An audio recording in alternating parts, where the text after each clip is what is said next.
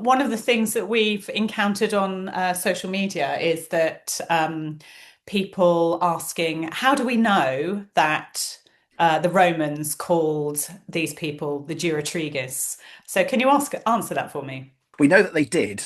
There's a Roman geographer, Ptolemy, who's writing in the first and early second century AD, really in the Eastern Mediterranean. He's compiling, it's a great itinerary of play. He didn't visit all these parts of the Roman Empire himself, but he is creating what effectively like a Roman version of, sort of railway timetables. He's got routes between dearest towns, and for Britain he describes the major tribal groupings and each settlement or polis as he calls it within that tribal group. And he mentions the Durotriges as a tribe, and based on where we can see the other tribes are settled, it seems to be Dorset is their area, and Dorset may well be a later sort of medieval transcription or corruption of the name form Durotriges. So we know that they exist in this area, but we don't know what that name means.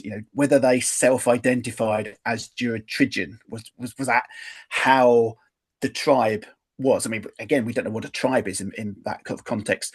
They're not minting coins with their names on. A lot of other tribal groups have got the names of kings and queens on their coins, so we can say, right, this is a group identified as Atrabates or Trinovantes. This is their leader. The Durotriges don't have that. So it might be that there was a more prominent social group that had that name, perhaps as a surname, perhaps it's some kind of wider identifier. Some have claimed it comes from duir, meaning sort of wet, and triges, inhabitants of wet places. It could be duro, meaning fortification in Brittonic, and riges, meaning kings, forts of kings.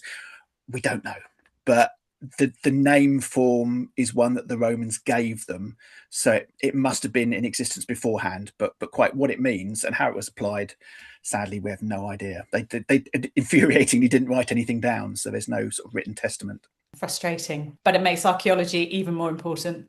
It does, yeah, absolutely.